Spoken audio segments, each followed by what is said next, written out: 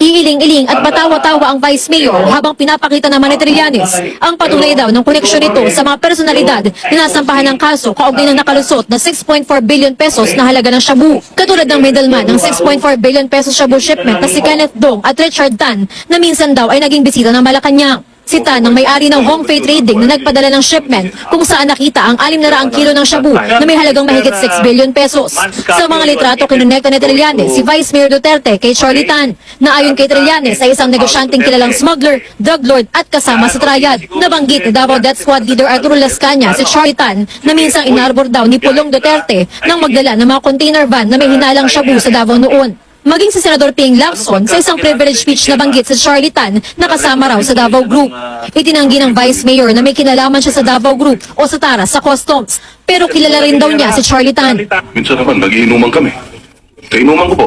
Okay. Itong nababanggit, no? Kasi more than once na siya nabanggit dito. Sa tingin mo ba posible na may involvement siya sa pagpasok ng mga container sa port? Or sa tingin mo hindi ito posible dun sa Charlie Tan ho na kilala ninyo? Your Honor, Mr. Chair, I think Charlie can best answer that question. Ganito rin ang sagot ni Atty. Manasseh Carpio, asawa ni Davao City Mayor Sara Duterte. Do you know Davao Group? Your Honor, I have no knowledge about any Davao Group. Okay, about the Tara issue, may alam ka ba? Wala rin po ako alam. Ayon kay Atty. Carpio, nakipag-meeting nga raw siya kay dating Customs Chief Nicanor Faeldon tulad ng sinabi noon ni Trillanes. Pero hindi para manuhol tulad ng alegasyon ng Seldor, kundi para itulak ang paggamit ng X-ray machine sa Davao Port na tinutulak ng kliyente niya. Sabi ni Atty. Mandy Anderson, Chief of Staff ni Faeldon, merong lumapit sa kanyang taga-customs na nagpakilalang Davao Group.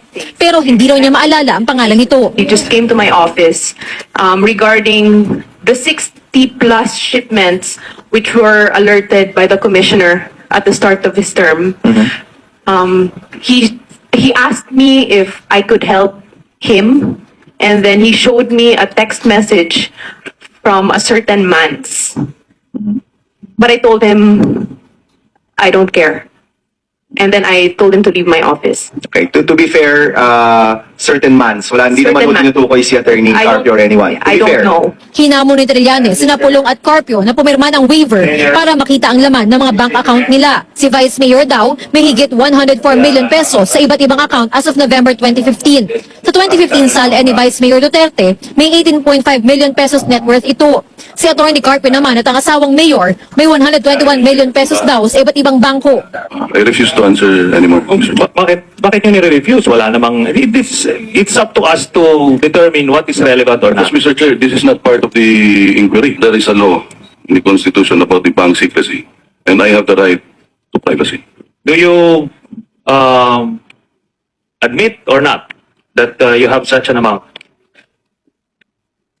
Mr. Chair, I invoke the bank secrecy. Ba't ka natatawa? I'm disputing it, Mr. Chair, because I don't have that much money. So, That's why I was smiling. Sabi ni Trillanes, alam ng Pangulo ang pagsali umano ni Paulo sa trial at ang anyay mga illegal na aktibidad nito. Pero ayaw na raw patuloy ng pamilya Duterte ang senador. This is job.